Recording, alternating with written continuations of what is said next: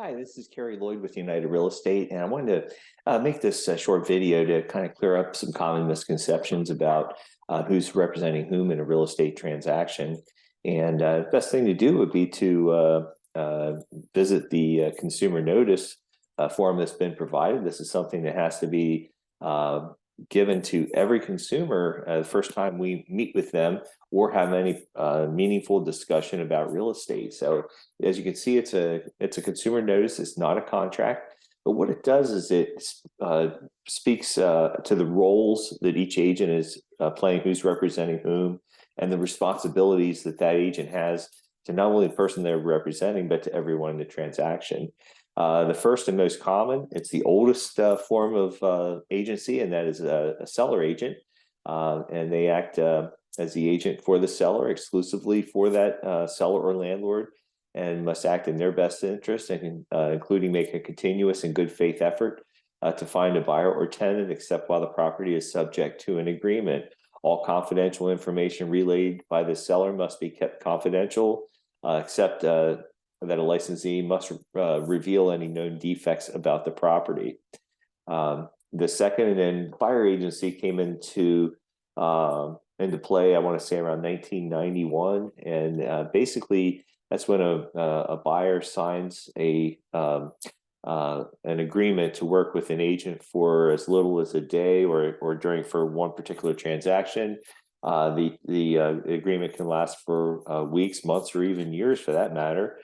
They work exclusively for that buyer tenant, even if paid by the seller, and they must act in the best interest of the buyer or the tenant, including making continuous and good faith effort to find a property for the buyer or tenant, except when the buyer is subject to an existing contract and must keep all confidential information other than known material defects about the property confidential.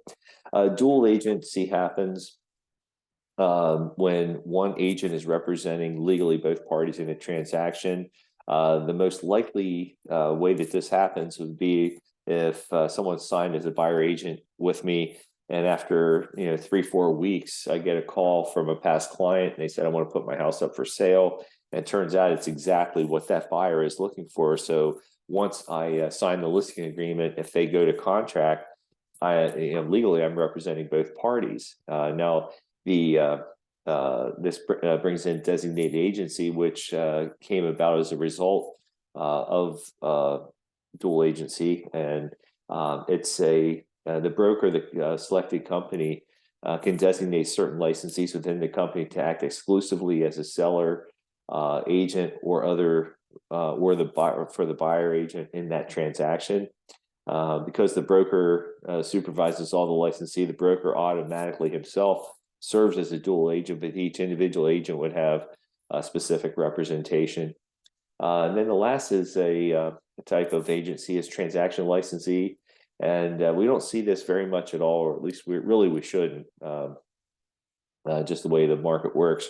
But if I sold you a house and 10 years later you wanted to sell it, but your brother or cousin wanted to buy it, and you already had the terms worked out, and there was nothing to do but dot the I's, cross the T's, and make sure everything stays legal with no representation whatsoever, then for a fee, an agent can prepare all that stuff and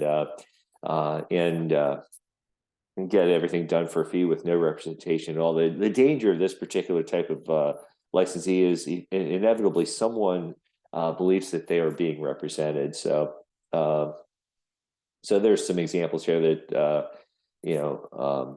of how everything would work. But regardless of the agency selected, all licensees owe the consumers the duty to exercise reasonable and professional skill and care, which meets the practical standards required by the Real Estate License and Registration Act, that's known as RELRA. Deal honestly and in good faith.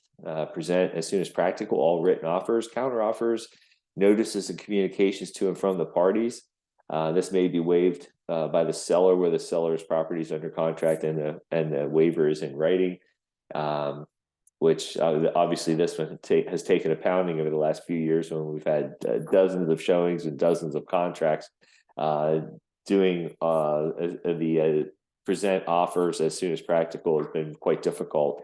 but comply with the real estate disclosure law, account for escrow and deposit funds, disclose as soon as possible all conflicts of interest and financial interests, provide assistance with documentation and other and advise the consumer regarding the compliance with laws pertaining to the real estate transactions, advise the consumer to seek expert advice on matters with the transaction that are beyond the licensee's expertise, and keep the consumer informed about the transaction and the task to be completed, and disclose financial interest in a service such as a title company, insurance company, etc. Sometimes there are affiliated business relationships, or a spouse might be part of that company. So there's a number of different, it's an important thing to remember is disclose, disclose, disclose.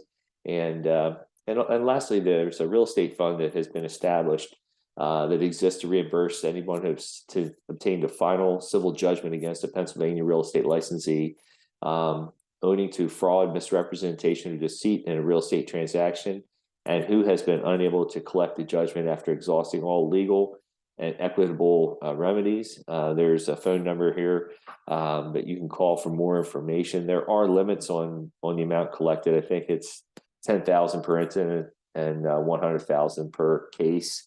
But that I don't know if that's still the exact number or not. And then at the end, there's a place for buyers to sign and agents to sign, just to confirm that that this has been discussed.